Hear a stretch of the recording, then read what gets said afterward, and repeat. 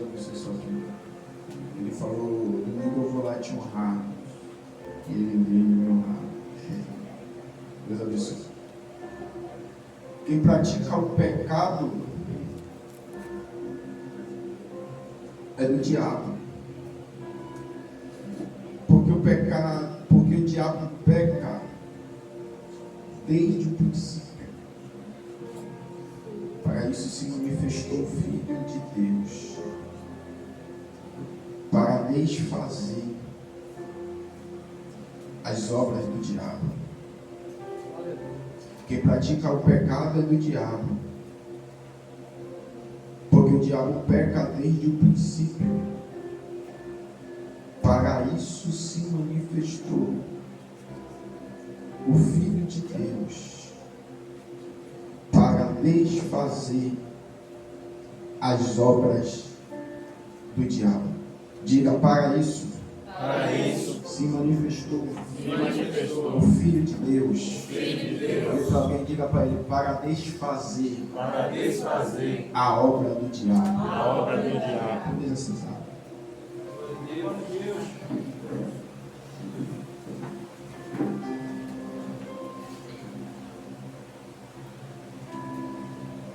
Você vê o objetivo, o preço da sua aflição, não converse,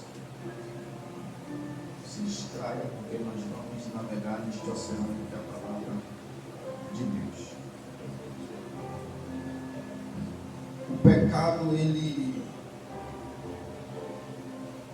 não se inicia na terra, mas sim no céu. Primeiro se apertar, ele peca na eternidade. Ezequiel capítulo 28, Isaías capítulo 14, vai dizer que Satanás, ou Lúcifer, ele subiu ou deixou descer ao seu coração, teve o desejo de fazer um trono acima das estrelas e ser semelhante a Deus. Ezequiel vai dizer que, pelo fato de ele ter esse desejo, Deus vai lançar ele fora. Ele peca na eternidade. E a Bíblia vai dizer que depois que ele peca, alguém tem a visão que Satanás é um ser bonito, só que ele era, mas hoje não é mais. Porque diz a Bíblia que depois que ele peca, Deus vai sair um fogo que vai queimar ele completamente. Ezequiel vai falar que vai tornar ele em cinzas. Então toda a beleza que ele tinha, todo o esplendor que ele tinha, toda a formosura que ele tinha, no momento da sua queda, no momento que ele peca, Deus vai arrancar dele isso. Ele vai se tornar em cinzas, ele vai se tornar um ser escuro e maligno. Ele peca. Para a gente entender a mensagem, quando a Bíblia fala que ele saiu ou foi arrancado do Monte Santo de Deus e lançado em terra, depois do pecado de Lúcifer, Deus ele vai partir para a criação no capítulo 1 de Gênesis. No princípio criou Deus os céus e a terra. João capítulo 1 vai dizer que tudo que foi criado por intermédio da palavra. E nada do que foi criado se não fosse por intermédio da palavra. É a palavra a fonte da criação. Tudo que ele cria é por intermédio da palavra. Deus, ele cria o céu, a terra. Só que a Bíblia fala que após Deus criar, após Deus fazer tudo e vendo Deus que o que ele estava fazendo era bom, diz o texto que Deus ele vai partir no capítulo 1 de Gênesis, versículo de número 27. Ele vai parar para criar o homem. Só que quando Deus, Marcos, ele vai criar o homem, Deus ele vai criar o homem com um cuidado maior. Pastor de Carlos, a Bíblia fala que ele para e ele diz: façamos o homem a nossa imagem e semelhança. Façamos o homem alguém semelhante a nós. Na expressão do hebraico, semelhança significa selem, que significa algo esculpido de uma fonte, ou a sombra de algo. O que é semelhança? O homem é semelhante a Deus na sua natureza. O homem é semelhante a Deus na sua personalidade, na forma de pensar, na forma de sentir, na forma de agir. O homem é semelhante a Deus na sua moral, na ética, na forma de se comportar. O homem é semelhante a Deus em sentimento, em amor, em misericórdia, em compaixão. Aleluia! Deus cria o homem semelhante a Ele com essas características.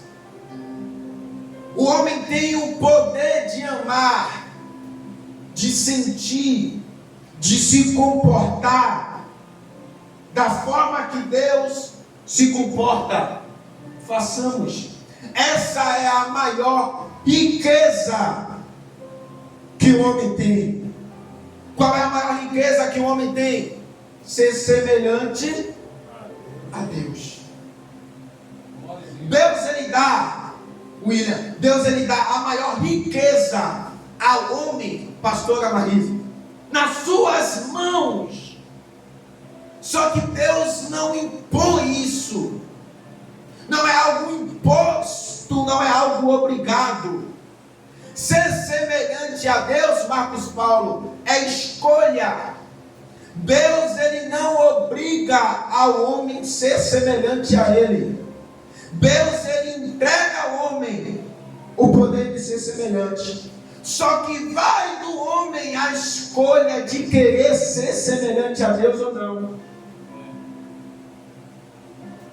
É o homem que escolhe, Marcelo, querer ser semelhante a Deus ou não. Deus cria o homem para ser semelhante. Só que Deus não obriga o homem a ser semelhante.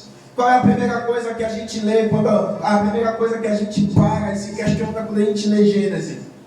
Porque Deus, quando Ele cria o homem, faz o jardim, coloca o homem no jardim.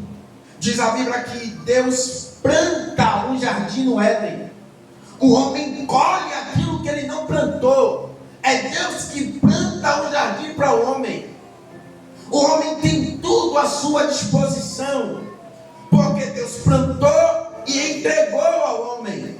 Só que no fato, no momento em que Deus ele planta um jardim no Éden, Deus ele vai plantar uma árvore do conhecimento do bem e do mal.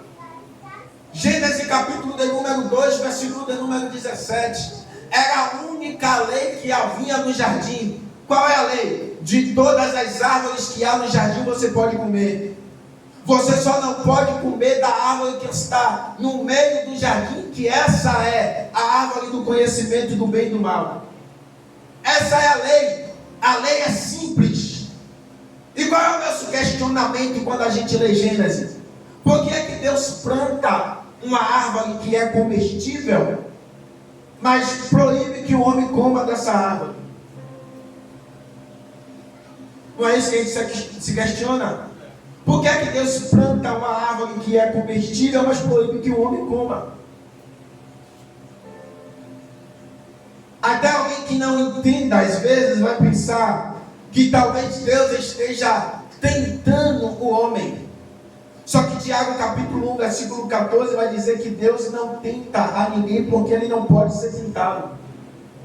Deus não pode ser tentado pelo mal. E ele também não tenta a ninguém. Isso aqui revela fidelidade.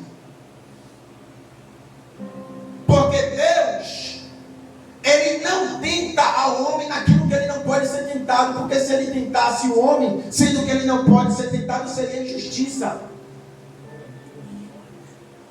Então Deus não tenta o homem. Então por que da árvore, Kaique? A árvore revela relacionamento. Meu Deus. Por que relacionamento? Porque o intuito de Deus em fazer o homem é que o homem se relacione com Deus. Só que Deus não obriga o homem a se relacionar com Ele. O homem se relacionar com Ele tem que ser vontade própria. Pelo fato de Deus não obrigar o homem a ser sua imagem e semelhança, Deus dá o poder de escolha ao homem de não ser a imagem e semelhança dele. Meu Deus, e aonde é que está o poder de escolha do homem não querer ser mais imagem e semelhança de Deus? Na árvore.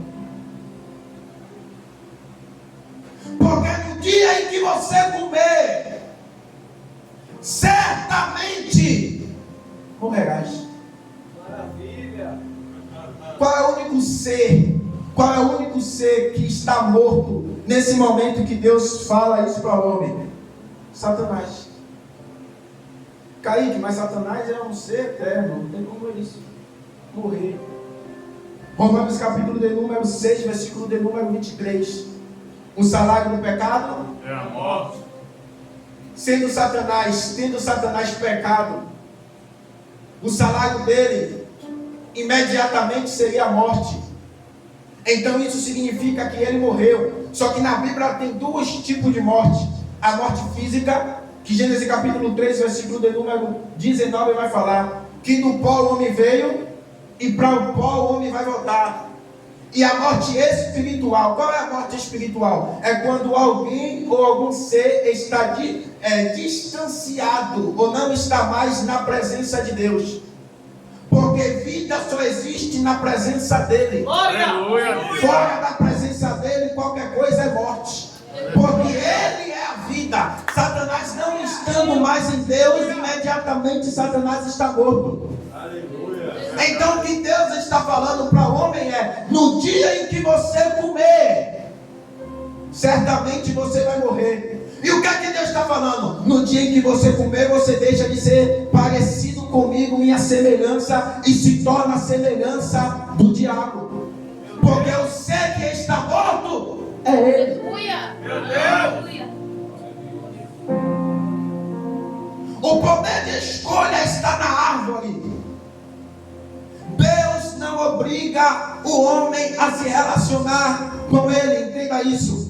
Deus não obriga o homem a se relacionar com ele. Isso se chama livre-arbítrio. Você tem o poder das suas escolhas. Deus quer que você jejue, mas Ele não te obriga a jejuar. Deus quer que você ore, mas Ele não te obriga a orar. Deus quer que você leia a Bíblia, mas Ele não te obriga a ler Bíblia. Deus quer que você cultue, mas Ele não te obriga a cultuar. Deus quer que você ame, mas Ele não te obriga a amar. O poder de escolha está na sua vida. Você decide querer amar ou não querer amar, mas você entende que no momento que você deixa de viver debaixo da lei de Deus, você tem um final semelhante ao do diabo. Meu Deus! Verdade, Jesus.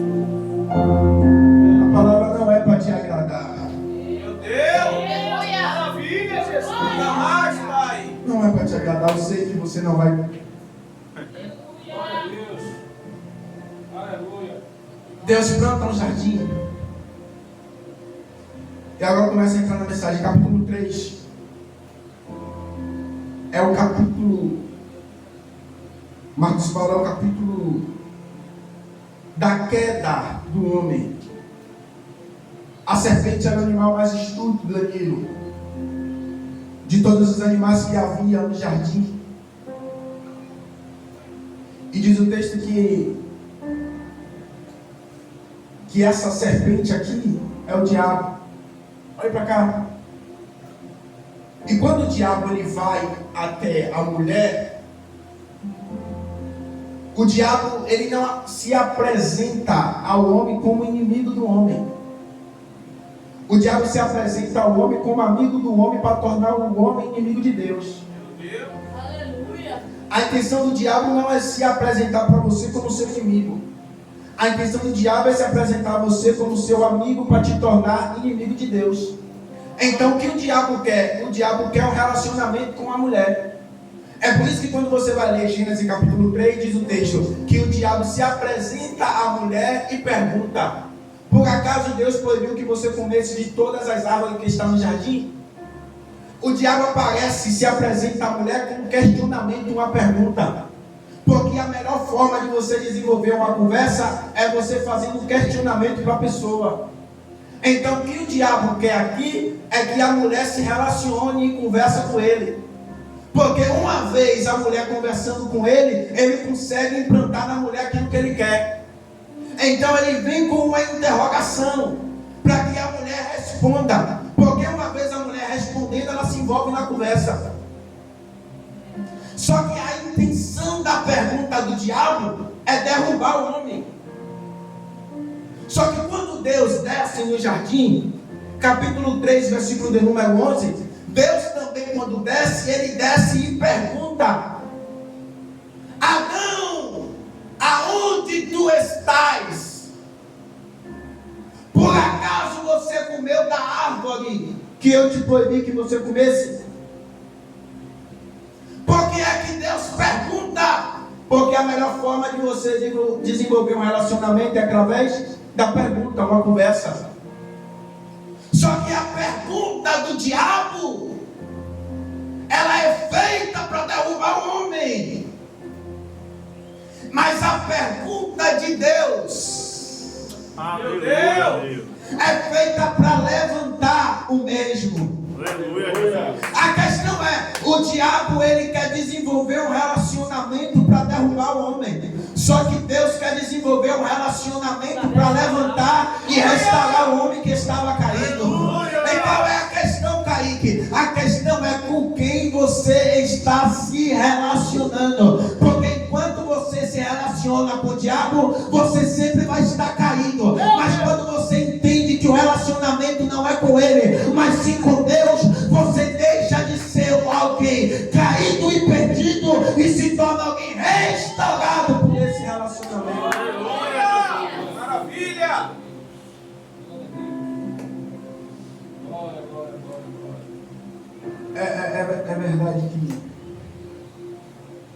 É verdade que Deus proibiu que você comesse de toda a árvore, de todo o fruto que estava no jardim. Olha para cá, eu sei onde eu vou chegar, tenha paciência. Eu sei onde eu vou chegar. A mulher responde. A mulher, ela adultera 2 vezes a palavra que foi dita por Deus. Quantas vezes? 2 vezes. Olha o que ela fala. Respondeu a mulher, versículo 2: de todas as árvores nós podemos comer, mas da árvore que está no meio, a primeira vez que ela adultera é essa. Porque ela não especifica. Aleluia. Porque no meio tem 2 árvores: o do conhecimento e a árvore da vida. Verdade. Deus disse: dela não comerás, e nem nela tocarás. Ela adultera aquilo que Deus falou, porque Deus não fala que não pode tocar, Deus fala que não pode comer. E é aqui que o diabo ele acha espaço. Olha para mim, é aqui que o diabo acha espaço, porque o diabo vê que ela está adulterando aquilo que Deus falou, e só adultera aquilo que Deus falou quem pouco se relaciona com ele. Verdade, Jesus. Aleluia. E é aqui que ele acha a brecha, porque ele vê que uma vez ela adulterando, isso significa que em pouco ela está se relacionando com Deus. E quem pouco se relaciona com Deus tem brecha para o diabo entrar. Verdade, Jesus. Violência. Adulterando ela a palavra, o diabo fala: você não vai morrer se você comer. Marcelo, o diabo está mudando, William, o que Deus falou na frente da mulher, e ela não esboça nenhuma reação em defesa daquilo que Deus falou. Marcos Paulo, porque ela não esboça nenhuma reação em defesa? Porque ela já está envolvida no diálogo com a serpente. E quando você começa a se envolver no diálogo com a serpente, o diabo começa a lançar aquilo que Deus não falou na sua vida, e você vai aceitando porque se tornou normal. Meu Deus. Que violência. Fala, Deus.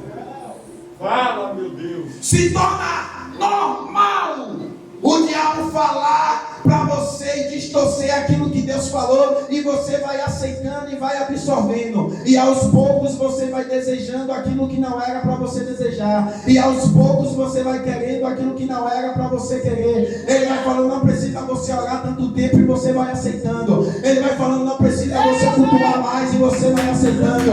Ele vai falando, não precisa você ler Bíblia, e você vai aceitando. E ao pouco você está se aproximando dele e se afastando de Deus, porque essa é a intenção do diabo, é implantar na sua vida aos poucos aquilo que Deus não implantou. Mas nessa noite eu vim pregar para uma igreja que está debaixo da palavra de Deus, e Deus está falando, não permita e não dê acesso ao diabo.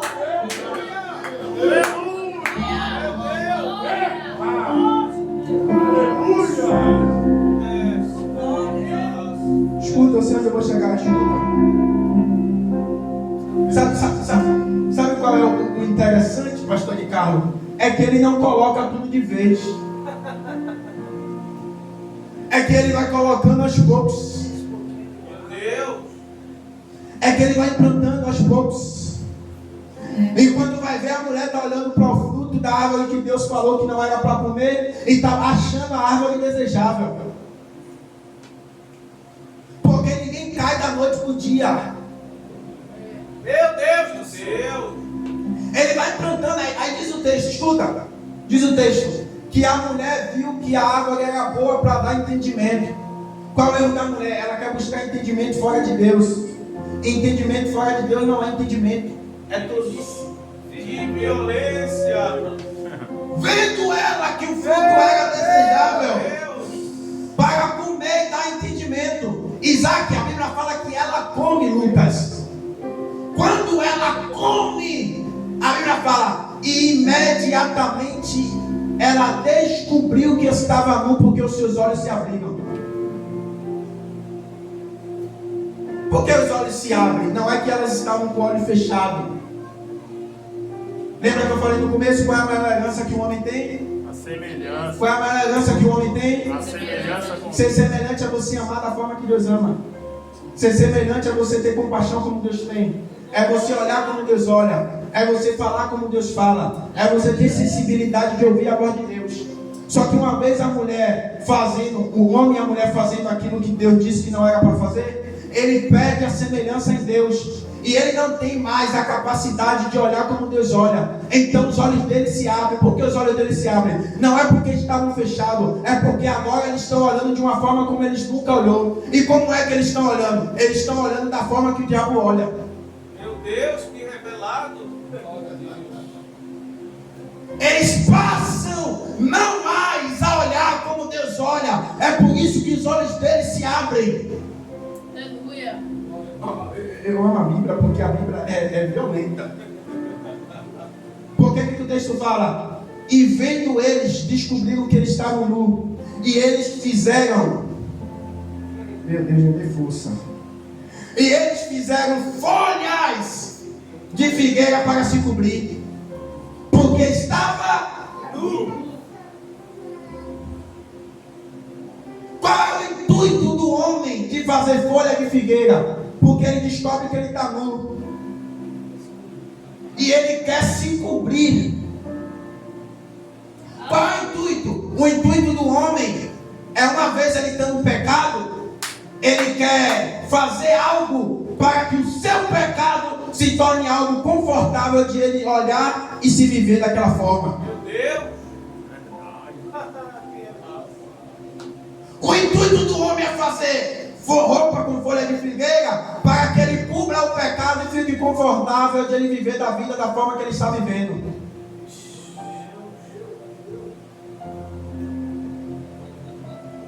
Porque para o homem é melhor ele se cobrir e não enxergar a verdade da forma que ele está vivendo, do que ele assumir o seu erro e se arrepender. Meu Deus! Aleluia! Aleluia! Se você entender isso. Aleluia, Jesus! Se ninguém está vendo, eu consigo viver da forma que eu estou vivendo. Se ninguém sabe, eu escondo e eu consigo ficar aceitando essa vida da forma que eu estou vivendo. Só que cuidado, porque tem um dia que Deus desce. Só que cuidado, porque tem um dia que Deus se encontra com você. E quando Deus se encontra com você, Ele vem acertar as dívidas. E não adianta querer se esconder de Deus. Não adianta querer se esconder debaixo ou atrás da figueira e querer viver atrás de uma vida de pecado. É Deus falando: ainda dá tempo de se arrepender, ainda dá tempo de voltar aos princípios, ainda dá tempo.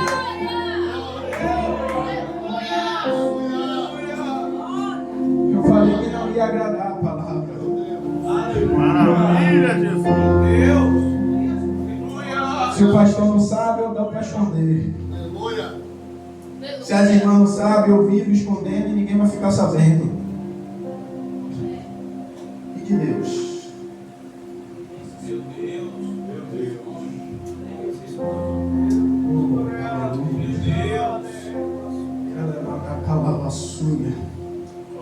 França, Deus desce no jardim. Deus desce ao estado de quem peca. Quem peca primeiro, ele se esconde dele mesmo. Depois que ele começa a se esconder dele mesmo, pastor de Carlos, ele começa a se esconder de Deus. Porque a sua mente entra em uma acusação, ele não consegue mais. Ele começa a se esconder de Deus. Porque tem um juízo, tem uma lei. Qual é a lei? Gênesis capítulo 2, versículo 17, a gente já falou.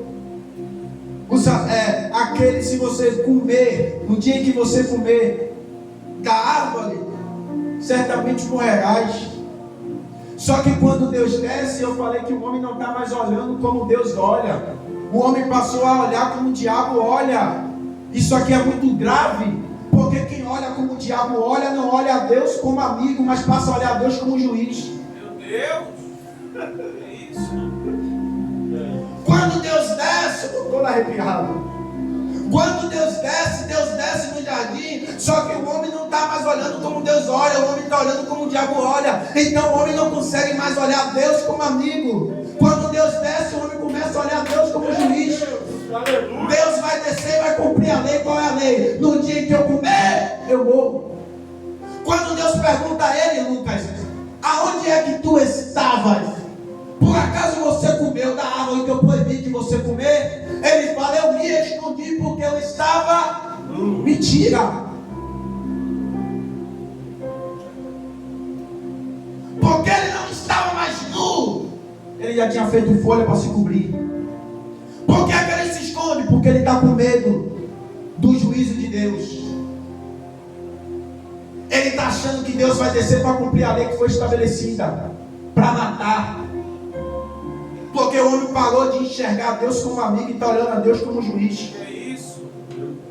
E é assim que o diabo quer criar e fazer a nossa mente. Para que uma vez a gente enxergando a Deus como juiz, ele sabe que Deus ele não para de se relacionar com a gente. Mas ele sabe que a gente tem a capacidade de parar de se relacionar com Deus. Então ele cria na nossa mente uma acusação que torna a gente parar de se relacionar com Deus e se esconder de Deus. Esse é o pensamento que o diabo quer implantar na mente de todos depois do pecado. Você não é mais digno de se relacionar com Ele. Você não é mais digno de se comunicar com Ele. Você não é mais digno de estar na presença dEle. Então foge enquanto é tempo. Então se afasta enquanto é tempo. Você pecou e não é merecedor. Esse é o pensamento do diabo. Aleluia! Quer ver uma coisa? Se Deus rasga o céu hoje, Jesus volta agora, no momento do culto.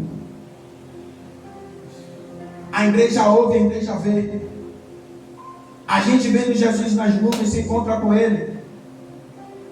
Para a gente, Jesus descendo é relacionamento de comunhão.